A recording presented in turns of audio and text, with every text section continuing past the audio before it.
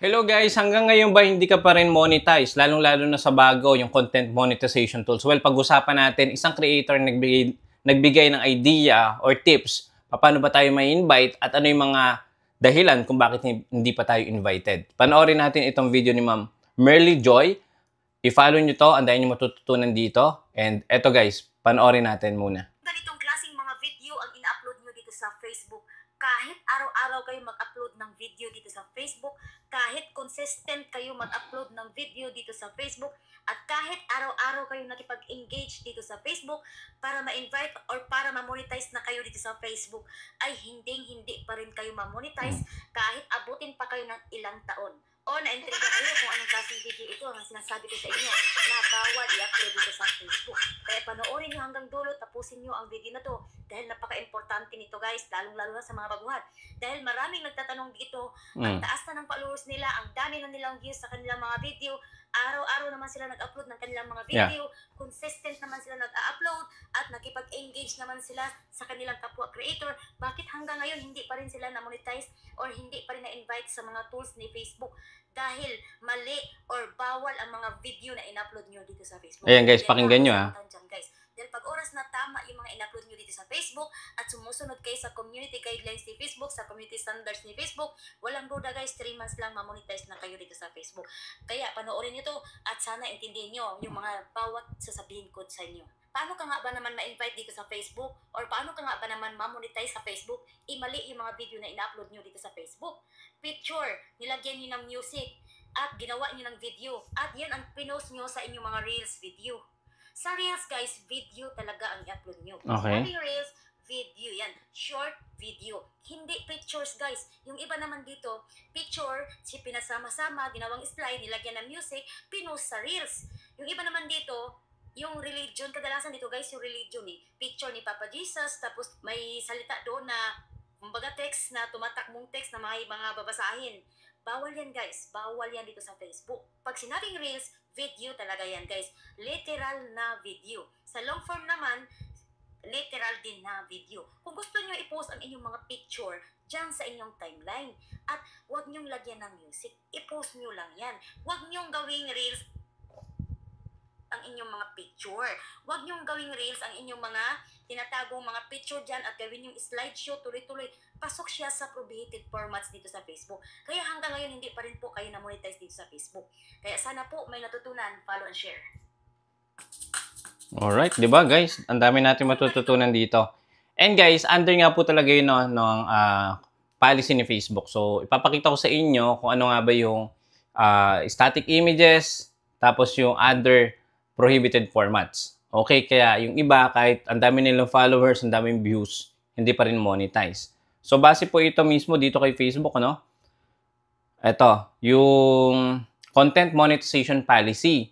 Okay, sabi dito, we offer features and product and help creators and publishers earn money from their content. This content has to follow certain rules. All content on Facebook must comply with terms and service and community standard. Isa na yon.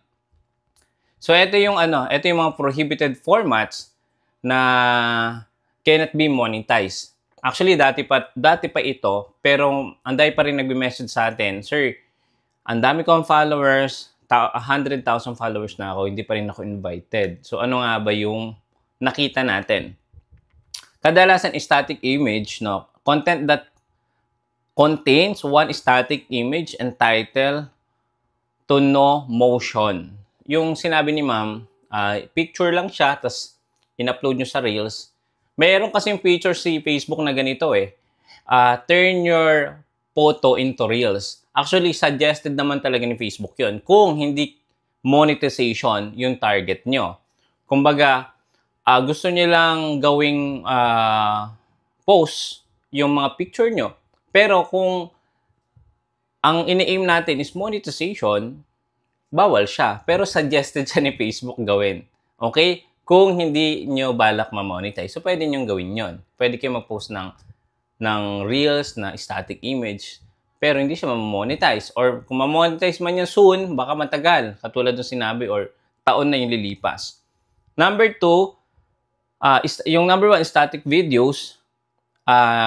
Number 2, static image poll. Content posted for the sole purpose of increasing engagement by asking people to react to the question posted by the content.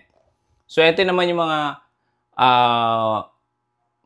picture na merong pagpipilian. So, sample, si Jose, tas si Juan.